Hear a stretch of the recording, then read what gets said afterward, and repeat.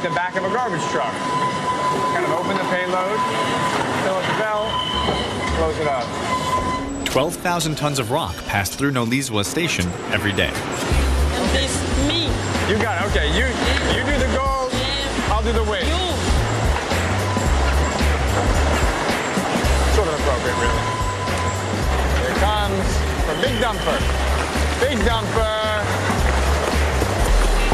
Not a lot of variation in the task. It's open And closed. and closed. Open and closed. Sometimes we open, other times we close. Yes. She's got it under control. She is sending this stuff to a hoist, which is then going up to the surface over 2.5 miles.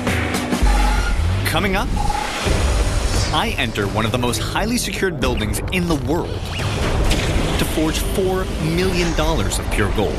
Solid gold. That's not even a joke. That's actually solid gold.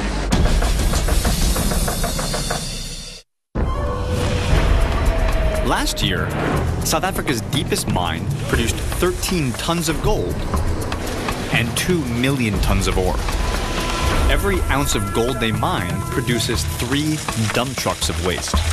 Here at the Mponeng mine, in just a 24-hour window, they pull out of the earth just 100 pounds of solid gold.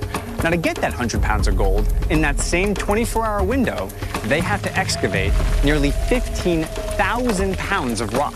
So to put this in perspective, in a given 30-day period of time, we're talking about nearly 500,000 pounds of solid rock, building a veritable man-made mountain right next to the mine. Going from rock to gold takes 48 hours of processing. That happens at the mine's 20-acre on-site processing plant. So the ore that comes out of the ground is not a shiny gold nugget that I imagine a panhandler from the 1880s biting on. No. This is not it. It's not visible with the human eye. So we're talking about infinitesimally small bits of gold powder. Yes. Invisible to the naked eye, kind of scattered throughout this rock. And your job is to somehow get that microscopic powder out of the rock and then recombine it into solid gold. That's exactly what we do. First, a 4,000-ton mill crushes the ore into a sand-like dust. The team then mixes in cyanide and carbon to dissolve the quartzite and leach out the gold. The purified gold then goes to the smelting house for the final step of the process, melting and pouring. Today, they're pouring 10 55-pound gold bars worth $4 million. The product of half a week of mining. So right now, in a matter of minutes, we're going to pour out about 10 solid gold bars. That is correct. All of the mining, the digging, the blasting, the drilling leads to right there. That's the final product. The iron has just come out of there. It is incredibly hot now that the gate is open. My face is actually burning.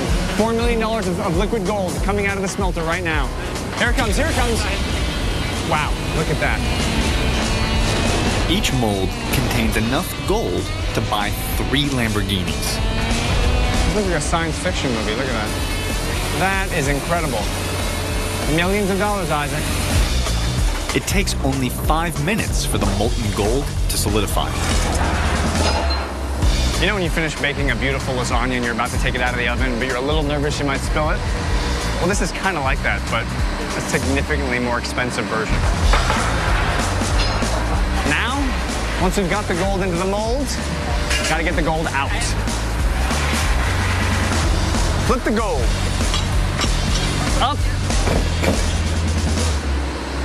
And over. Woo. Smack it out. And now, come on. There it is. Solid gold. That's actually solid gold. That's not even a joke. That's actually solid gold.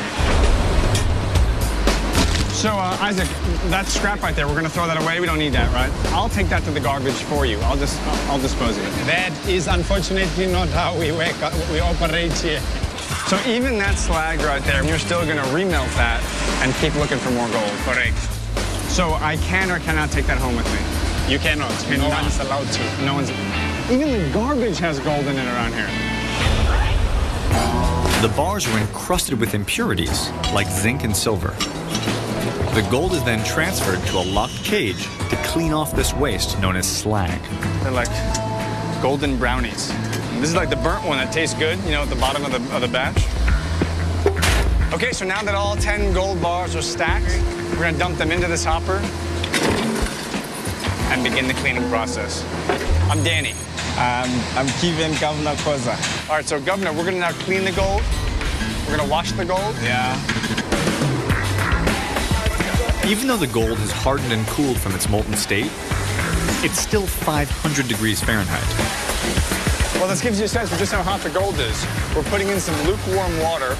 The gold is piping hot, kicking off steam, but now you can see the slag starting to come off and the shiny gold to begin to reveal itself. Okay, now the water is drained, the gold bars have been cooled off a bit.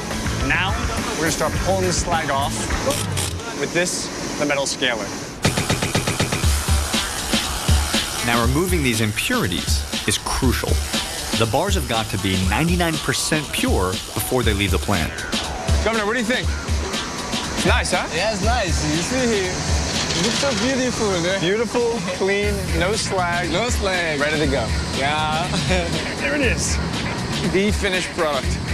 Nice, shiny, solid gold. This 500 pounds of gold will be stored in a vault until picked up tomorrow by a high-security helicopter. Coming through. $4 million of gold. Okay. Well, there we have it.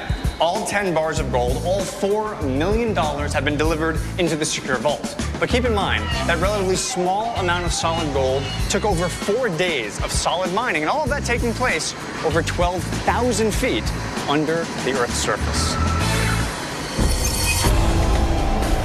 2.5 miles below, at the deepest spot inhabited on Earth, the deepening team has nearly reached the end of their groundbreaking project. I mean, from your perspective, it's like every single day you are not just going to work, you're literally breaking the world record every single day you guys push. Yeah. It's got to be kind of incredible. They have to give Guinness a call. Every day, though. Yeah. The crew has 700 feet to go before they reach a $6 billion load that'll keep South Africa's most important mine producing gold for decades to come. The value of gold is a somewhat abstract concept. In principle, we know it's very expensive, whether it's a ring or a watch or a necklace. But until you see this project and physically experience just how difficult it is to extract this ore from the earth, can you appreciate just how precious a metal this is? And while this is an amazing feat of engineering, and this is the deepest mine in the world, the success of this project is not about breaking records.